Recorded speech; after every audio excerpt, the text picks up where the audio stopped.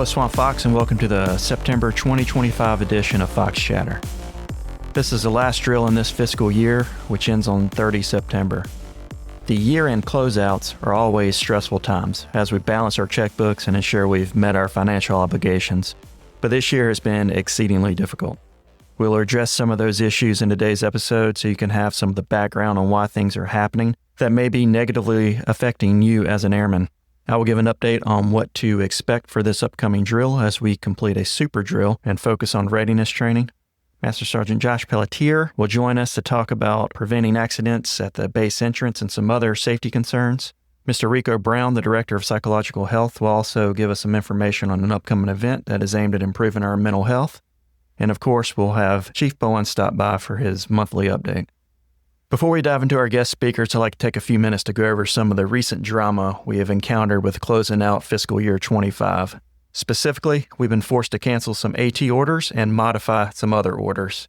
We've also been forced to cancel some formal training events. The bottom line is we receive funding from the National Guard Bureau, and they pulled back all of our MILPERS, or military personnel resources, from each of the wings across the Guard to cover bills that they are required to pay. Unfortunately, this resulted in a policy that any member with AT orders after 6 August will be canceled unless that member has not completed 15 active service days in this fiscal year. Active service days are any orders that provide you with active points like AGR orders, ADOS orders, MPA days, AT days, or mobilization orders. This puts us in a difficult position. We had budgeted and planned for those resources and for allowing people to do extra duties because we thought those resources would be available to us, but now those resources are no longer there. So that's requiring us to make some difficult decisions. This situation is largely out of our control, and we just have to execute what we're given by NGB. Another issue that's affecting some of you this drill is our inability to pay for lodging expenses. I would love to blame NGB for this, but this one's on us. So the lodging program is funded out of our Operations and Maintenance Funds, or O&M, which can be considered our checking account. So this money pays for things like TDY travel and everyday expenses like paper and pens. Nearly 30% of our annual O&M budget was allocated to assisting with the lodging cost to help provide rooms for our out-of-town guardsmen over drill. We had several hotels that we had been using for a while, and we found some security and quality of life issues with them. So to overcome those issues, we chose to utilize some different hotels, and that ended up being quite a bit more expensive. It almost doubled our monthly cost for hotel rooms during a drill period. We anticipated some additional money being available at the end of the year through the unfunded requirements process that would help offset those cost overruns. But that money is not available due to all the fiscal constraints across the entire Air National Guard. So we find ourselves without any resources to pay for lodging for our remaining drill periods. We will address this issue as we start a new fiscal year in October. We have to make some changes to the lodging program to rein back in the costs. We simply can't afford what we've been executing. We'll release more information on that process once we finish our analysis. So hopefully we'll have that done in the coming weeks, and we'll have that information out before we roll into next fiscal year in October. The final issue to address is NGB has removed our ability to authorize VOCO. VOCO is verbal orders of the commander, which is performing a duty without a written order with the verbal guidance or permission of your commander.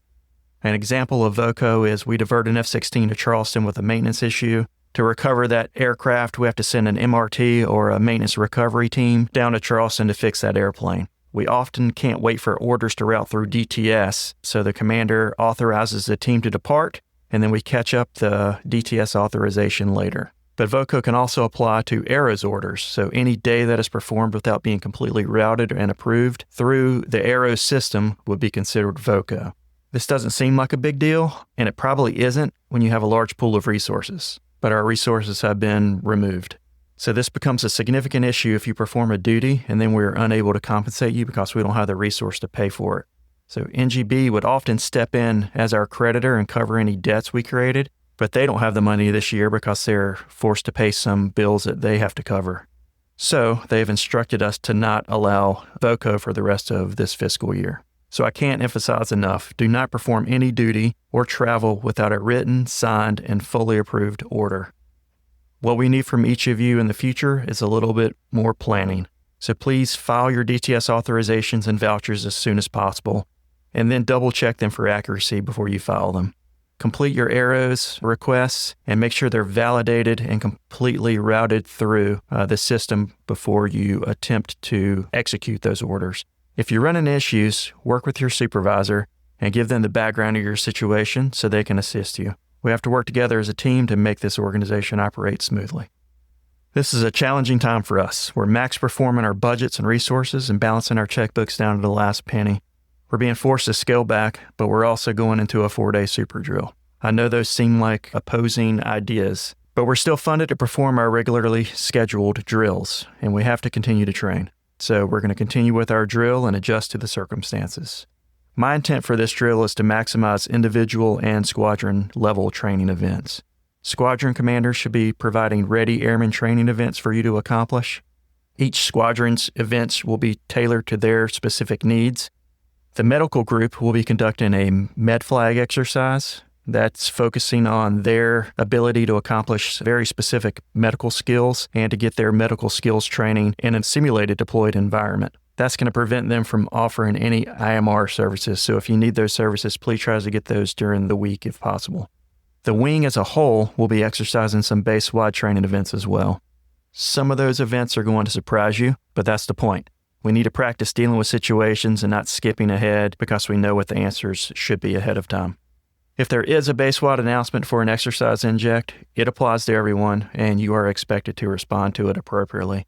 So we're attempting to minimize white cards and simulations so we can actually learn the lessons and improve our processes along the way. So at the end of the day, it's still an exercise, but please treat these events as close to real world as possible. Again, I know it's challenging to hear about all the end-of-year fiscal challenges, and then we throw a 4-day super drill focused on readiness on top of it. Unfortunately, that's just the hand that we're being dealt. So the adversary always has a vote in a conflict, and we have to respond to whatever environment we find ourselves in. So we're going to move on, we're going to learn from our mistakes, and we'll do our best to make our processes better in the future so we don't repeat those mistakes. All right, our first guest today is Master Sgt. Josh Pellitier from Ground Safety, and he's going to talk about some current safety issues we have around base. Good morning, sir. Thank you for having me on your podcast today. I'm here to talk about some significant changes coming up that could impact your daily commute and, more importantly, your safety. First, we'll cover upcoming construction, then increased traffic, and a concerning trend at the front gate that demands our immediate attention. There's a major construction project kicking off soon that will impact traffic flow in the area surrounding McIntyre. This project involves the complete replacement of an existing bridge on 378 over 601. So here's what you need to know. US 378 will be shifted onto the newly improved bridge ramps, maintaining 2 lanes of traffic in each direction. Both lanes of through traffic will transition smoothly from the ramps back onto 378 in each direction. This is designed to keep traffic moving as efficiently as possible. Be aware, temporary traffic signals will be installed at those intersections. These signals are crucial for safely navigating the detour route, so please pay attention and obey all traffic signals. We're also seeing an increased traffic flow in construction vehicles on base due to ongoing construction projects, as well as a few new ones that are starting soon. This increased traffic volume elevates the risk of accidents, so a few crucial reminders: stay out of all construction zones. This sounds obvious, but it's essential. This includes no walking or running through construction sites. Heavy machinery, uneven terrain, and unexpected changes in the environment make these zones extremely dangerous. We don't want anyone to get hurt. Another serious concern of ours is the increasing number of accidents we're seeing at the front gate.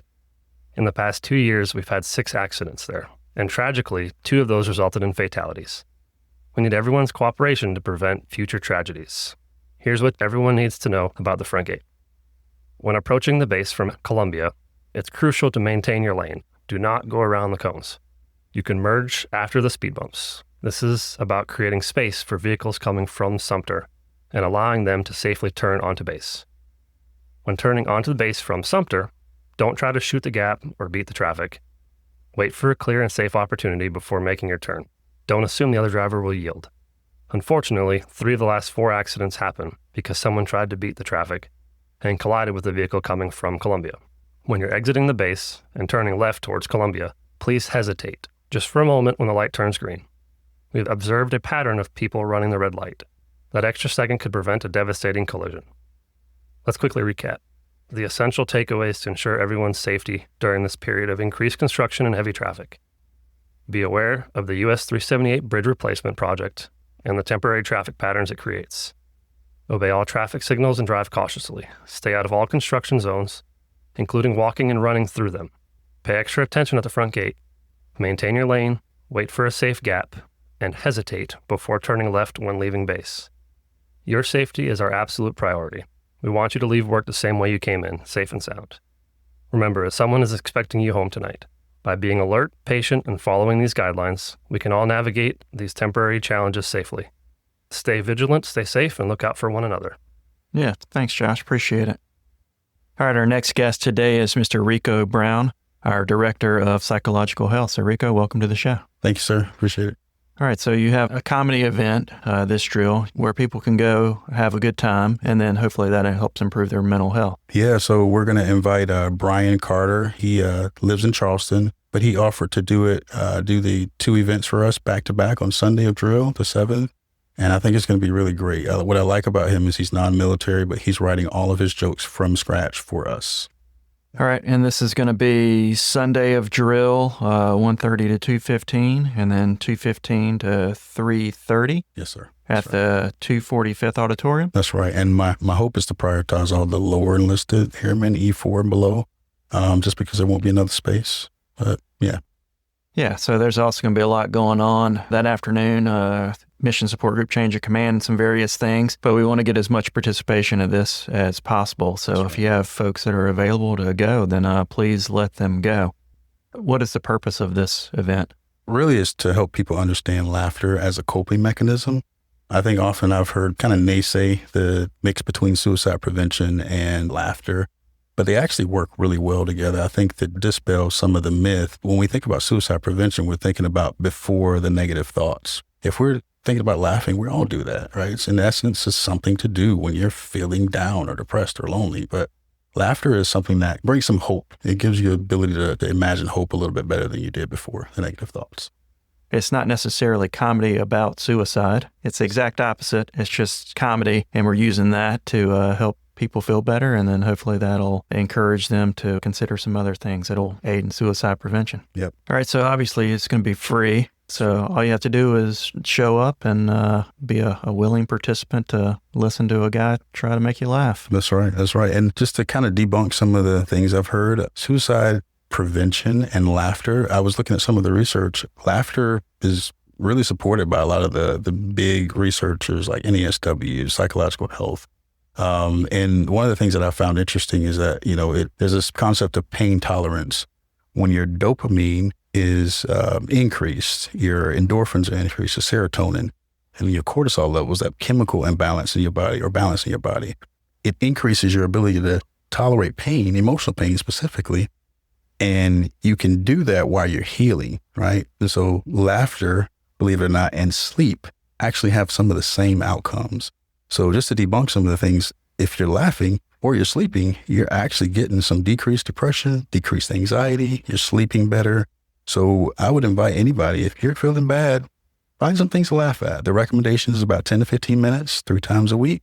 Always better to do it in groups, not making the laughter about somebody, of course, but always get to laugh. Yeah, and I think the other probably important thing about this is suicide prevention isn't always just a briefing from your commander once a year or logging in and doing a CBT. It's all going. Something we need to constantly be thinking about and addressing. Yes, sir. Agreed. All right, Rico, well, I appreciate you putting this together. It's something different, and hopefully that gets people's attention, and hopefully it's a good event for anyone that can attend. Well, thank you, sir. Thank you for having me. Yeah, thanks.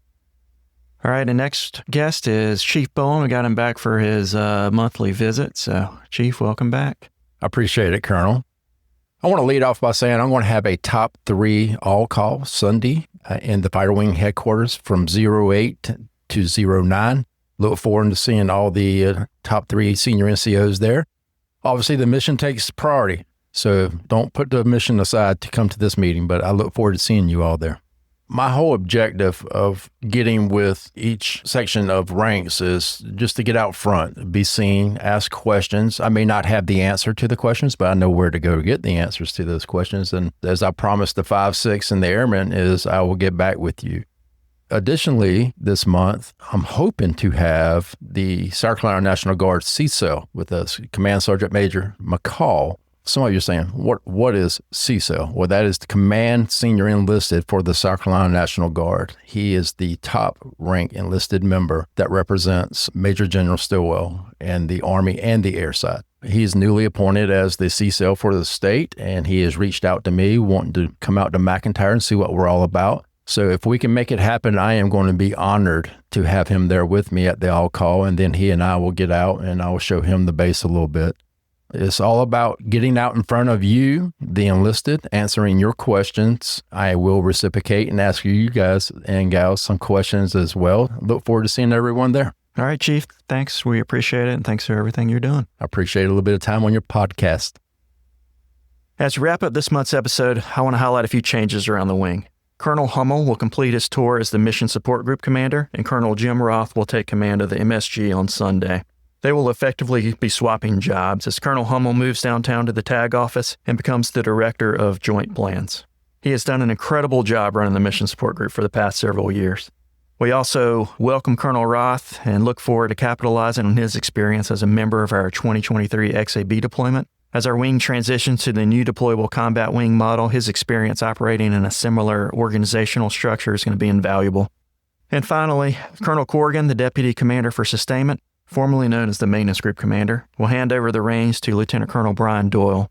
So Ryder will be retiring here in the near future, but he has been an incredibly effective commander for the Maintenance Group, and he exemplifies the warrior ethos that has fueled their operation. I can't thank him enough for the positive impact he's had as a Swamp Fox. So we're not planning a change of command ceremony since Air Force has decided that ops and maintenance groups will be a thing of the past with a new organizational structure that is being developed. That doesn't downplay the significance of Lieutenant Colonel Doyle being chosen for this position. This is an 06 level position, and he will be an instrumental member of the wing command team. So with all those changes and everything that's going on with the DCW organizational change, we hope to give an update here in the near future on where we're at in that transition and also clear up some of the questions that have come up about what people's current roles and responsibilities are. We're looking to put that together and get that out as soon as we can. Before we wrap up, I would like to ask each of you to participate in the annual climate survey. Links and directions were emailed out earlier, and this is an important tool for you to voice your concerns. We read all of the comments, and I assure you we take them very seriously, and we attempt to fix whatever we can based off of those comments. I know taking surveys is painful, but please help the team by telling us what is good and what is bad about our operation. That's going to wrap up today's edition of Fox Chatter. As always, please send in your questions and comments to our public affairs shop or send them directly to me. Thanks for listening, and we'll see you at drill on Thursday. Fox on.